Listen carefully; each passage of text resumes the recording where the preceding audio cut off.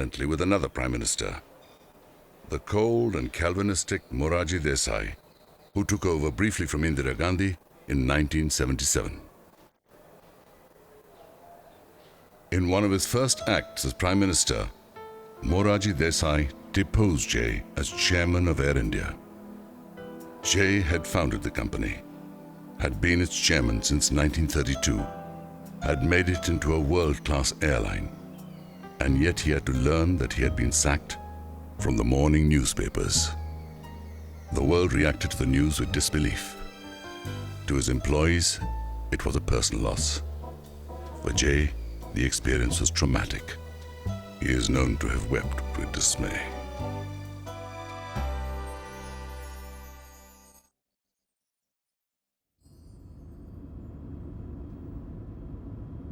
All through his life, Jay walked with kings, but he never lost the common touch. He had a way of reaching out to people.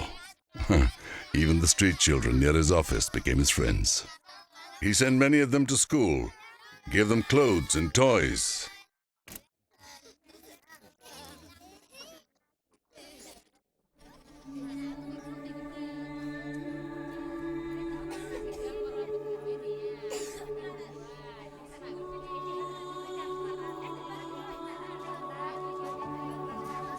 For Jay, human dignity was paramount, and the poverty that degraded it had to be fought. He used the weapon of the companies he headed to fight the war against poverty. He took Jamshedji's welfare schemes beyond the factories into the villages in the vicinity.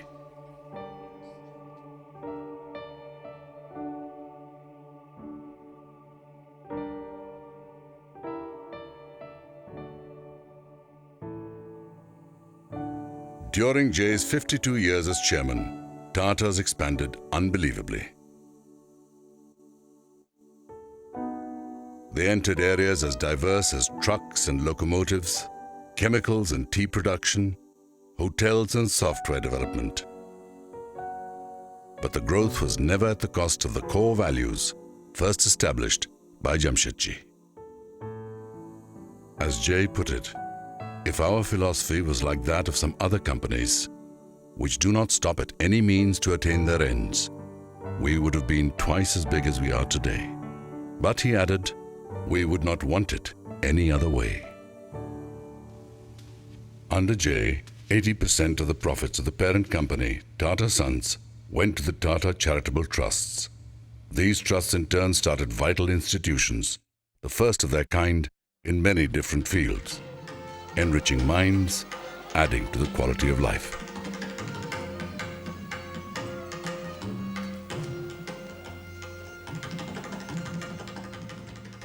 As Jay would say, what comes from the people must go back to the people many times over.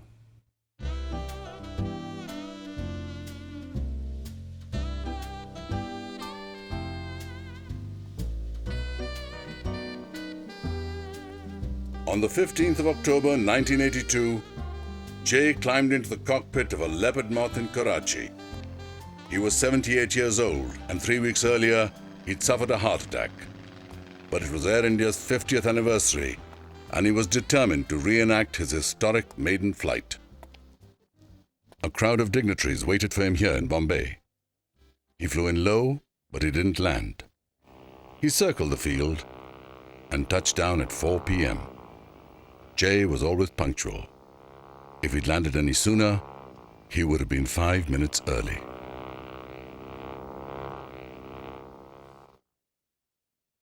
Six years later, in 1988, he was honored with the Daniel Guggenheim Medal for Distinguished Services to Aviation. An earlier recipient had been Charles Lindbergh, the hero of Jay's youth. But public recognition alarmed him. In 1992, when he received the Bharat Ratna, India's highest civilian honor, his first reported reaction was, "Oh my God, why me?" In the last months of 1993, Jay developed pains in the chest. The doctors said he had angina. A fortnight later, he was admitted to the Geneva Canton Hospital. Like his idol and model, Jamshedji Tata, he was dying outside the country they had both faithfully served. They were buried far from India, but that was only fitting. In death, as in life, they belonged to the world. What remained of Jay was entombed in the Père Lachaise cemetery in Paris.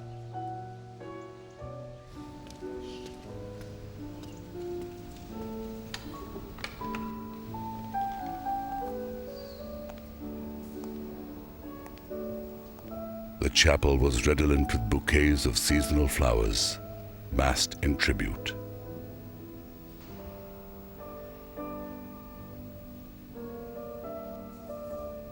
India sent its ministers and Europe its ambassadors to honor the small coffin.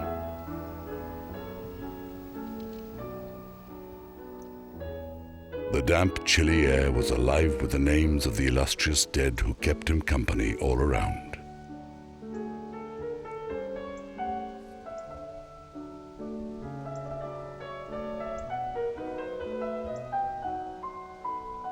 Poets, painters, writers,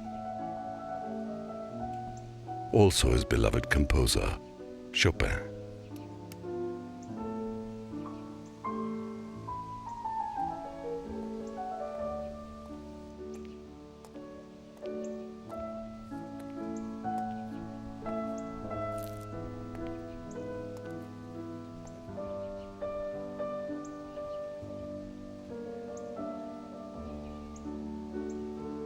Not long before he died in hospital, between spells of drowsiness, Jay, an adventurer to the end, whispered to a relative, "I am about to discover a new world."